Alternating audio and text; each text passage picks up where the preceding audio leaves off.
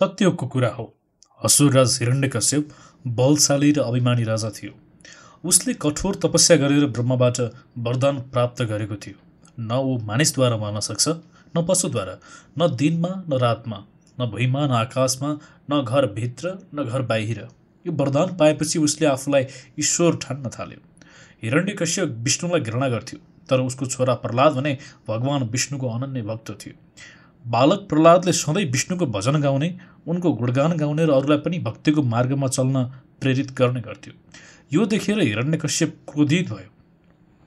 राजाले छोरालाई विष्णुको भक्ति त्याग्न धेरै पटक चेताउने थियो, तर प्रह्लाद टसको मस भएन।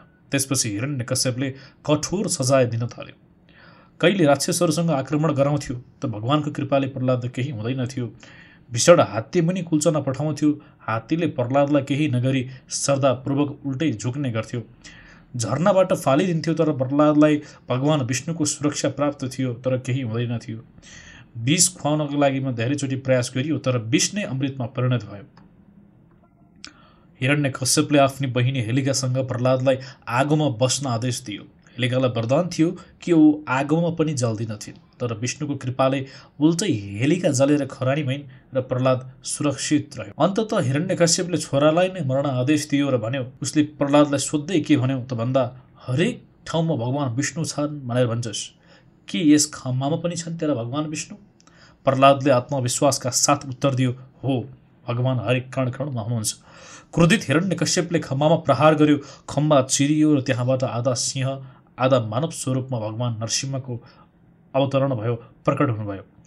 उनले हिरण्यकश्यपलाई साँझको समयमा दैलोको चौघेरामा आफ्नो खुट्टामा राखेर नङ्ग्रालाई च्यातेर मारिदिनु भयो। यसरी भगवानले हिरण्यकश्यपको अहङ्कार नष्ट गरेर प्रह्लाद भक्तलाई रक्षा गर्नुभयो।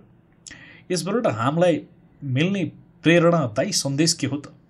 साँचो भक्ति र श्रद्धा अटल हुनुपर्छ।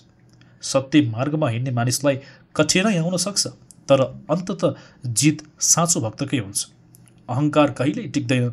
जति नै शक्तिशाली भए पनि असत्यले पराजय भोग्नै पर्छ।